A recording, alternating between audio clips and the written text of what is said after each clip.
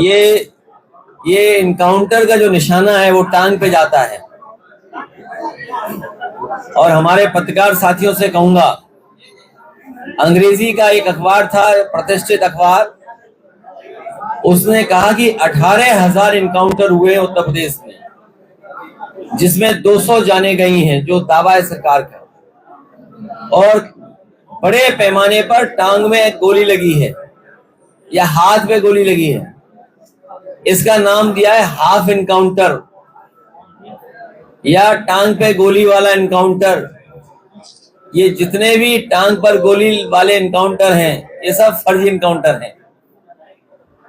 और ये मैं नहीं कह रहा हूं, मेरे साथ साथ अंग्रेजी के एक अखबार प्रतिष्ठित है, उसने कहा कि 18,000 इनकाउंटर उत्तर प्रदेश में हो चुके हैं। और कल ही मैं एक वरिष्ठ पत्रकार को सुन रहा था, वो कह रहे थे कि 10,000 इनकाउंटर हुए हैं ऐसे। और अगर इनकाउंटर से ही कानून व्यवस्था सुधर रही होती तो हमारे कंजौर के लोगों को बताओ, एक दलित बेटी को फांसी के फंदे पर लटकना पड़ा। आप सब जानते हैं, एक दलित बेटी, उसको न्याय नहीं मिला, उसकी कहीं सुनवाई नहीं हुई, उसे मजबूरी में फांसी पर लटकना पड़ा।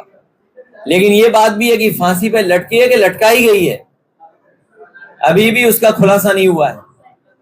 फर्रुखाबाद में भी हमारे साथी जानते होंगे, 2 बेटियां लटका दी गई कि आत्महत्या हुई है।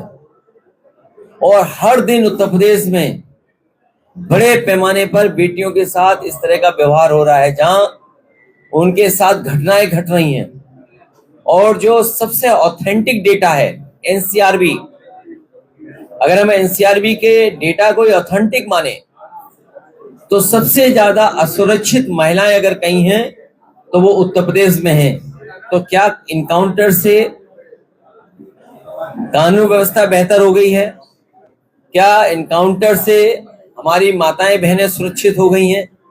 और कल तो हद हो गई, स्मार्टफोन दिया सरकार ने और पंडाल के बाहर स्मार्टफोन छीन लिया बदमाशों ने।